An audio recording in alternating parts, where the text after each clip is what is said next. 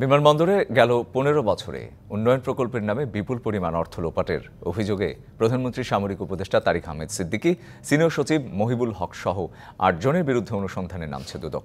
মঙ্গলবার অনুসন্ধানের সিদ্ধান্ত নেয় সংস্থাটি। এদিকে শেখ হাসিনার আমলে ৮ উন্নয়ন প্রকল্পে বরাদ্দ, ব্যয়সহ যাবতীয় নথিপত্র তলব করেছে দুদক। শাহজালাল আন্তর্জাতিক বিমানবন্দরের তৃতীয় টার্মিনাল নির্মাণ সহ গত ১৫ বছরে দেশের ৮টি বাণিজ্যিক বিমানবন্দরের উন্নয়ন প্রকল্প নেয় আওয়ামী লীগ সরকার। এসব উন্নয়নে সরকারের ব্যয় হয়েছে ৩২,৬০৫ কোটি টাকা, যা পদ্মা সেতুর নির্মাণ ব্যয়ের চেয়েও বেশি।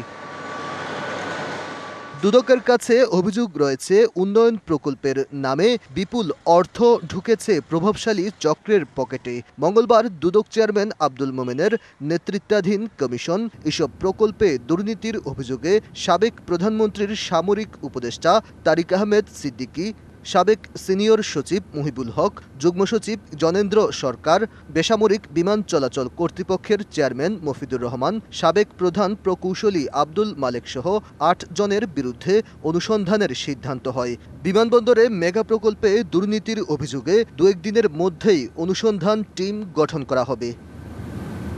এদিকে সাবেক প্রধানমন্ত্রী শেখ হাসিনার আমলে ৮ প্রকল্পে দুর্নীতির তথ্য চেয়ে প্রধান উপদেষ্টার কার্যালয়ে চিঠি দিয়েছেন দুদকের উপপরিচালক সালাউদ্দিন। অনুসন্ধান কমিটি গঠন করা হয়েছে এবং অনুসন্ধান দলের সদস্যরা দালিলিক প্রমাণাদি সংগ্রহের জন্য বিভিন্ন দপ্তরে পত্র লিখছেন এবং অভিযোগ সংশ্লিষ্ট যারা থাকবেন তাদের সবাইকে তাদের কাছে জিজ্ঞাসাবাদ করা হবে।